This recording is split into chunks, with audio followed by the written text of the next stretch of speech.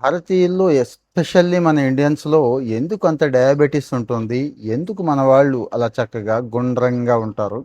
ఎందుకు మన వాళ్ళల్లో ఎక్కువ బీపీ ఉంటుంది? ఎక్కువ బరువు ఈ మధ్య కాలంలో ఎందుకు ఫిట్‌గా ఉండట్లేదు అనే దాని మీద ముఖ్యంగా డయాబెటిస్‌ని ఫోకస్ చేస్తూ ఐసీఎంఆర్ డయాబెటిస్ అని చెప్పి రీసెంట్గా ఒక సర్వే జరిగిందండి. ఐసీఎంఆర్ అంటే ఎంత ఫేమస్ ఆర్గనైజేషన్ మీకు తెలుసు కదా.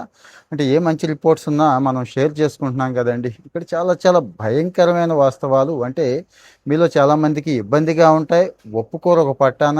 కానీ కొన్నాళ్ళకు ఒప్పుకుంటారేమో, కొంతమంది ఎప్పటికీ ఒప్పుకోకపోవచ్చు, కొన్ని తరాలు గడిచిపోవాలేమో, చూద్దామండి. విషయం ఏంటంటే 65% కార్బోహైడ్రేట్స్ డైలీ తినే దాంట్లో 65% అండి. 20-23% ఫ్యాట్స్ అండి.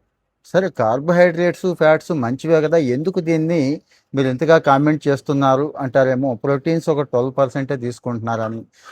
అసలు సమస్యకు వచ్చేస్తానండి. డయాబెటీస్ రావడానికి, బరువు పెరిగిపోవడానికి, అన్ఫిట్గా ఉండటానికి, పొట్టలు తగ్గకపోవడానికి, అధిక బరువుతో బాధపడడానికి, వీటన్నిటికీ కారణం కార్బోహైడ్రేట్స్. అంటే పిచ్చి కార్బోహైడ్రేట్స్. మీకు తెలుసు పిచ్చిదంటే మనం కార్బోహైడ్రేట్స్ అనుకుంటున్నాం, కానీ కార్బోహైడ్రేట్స్లో రెండు రకాలు ఉంటాయండి. రిచ్ కార్బోహైడ్రేట్స్, పిచ్చిది అని.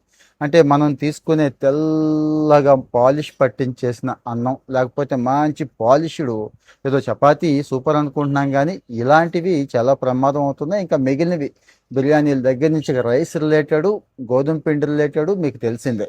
ఇక రెండోది ఫ్యాట్స్. ఫ్యాట్స్ మంచివే, ఎప్పుడు మంచి ఆవు నెయ్యి, లేకపోతే మంచి ఒరిజినల్ నువ్వుల నూనె, ఇలాంటివి ఆవ నూనె ఉన్నాయి కదా, కొబ్బరి నూనె కూడా. కానీ మన ఫ్యాట్స్ ఏంటనేది మీకు తెలుసండి. ఎంత దారుణమైన ఫ్యాట్స్ మనం వాడతాం అనేది తెలుసు. మరి ఈ ఫ్యాట్స్, ఈ కార్బోహైడ్రేట్సే ఈరోజు మన జనాభాలో ఇన్ని దరిద్రాలకి కారణమవుతోంది. ఇదే సర్వేలో ఇంకో మాట కూడా చెప్పారండి. 60-70% జనం అసలు ఎటువంటి వర్కౌట్ చేయట్లేదంట. అంటే ఏ ఒక్క రోజు కూడా ఏ వర్కౌట్ చేయట్లేదని చెప్పి ఈ సర్వేలోనే చెప్తున్నారు. సో అసలు పొట్ట రావద్దు అంటే నడుం చుట్టూ కొవ్వు పెరిగిపోయే వాళ్ళు ఎంతమందో మీకు తెలుసు. అది వద్దు. బరువు పెరగొద్దు. కొత్తగా బీపీలు, షుగర్ ముఖ్యంగా రావద్దు. ఉన్నది తగ్గిపోవాలి అనే దాని మీద నేను ఫోకస్ చేద్దాం అనుకుంటున్నానండి. ఏం లేదు, లైఫ్ స్టైల్ ఎంత మారిస్తే అంటే, నేను నా మీద ప్రయోగాలు చేసుకుంటూనే ఉన్నా గత 20 సంవత్సరాల నుంచి.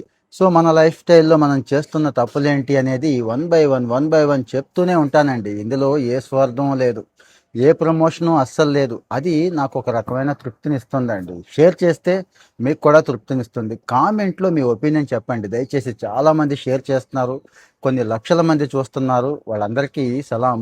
ఇలాంటి వాటి మీద ఫైట్ చేద్దామని నా ఉద్దేశం. విజయదశమి కదా, ఇది మంచి రోజు అని కూడా అనిపించింది.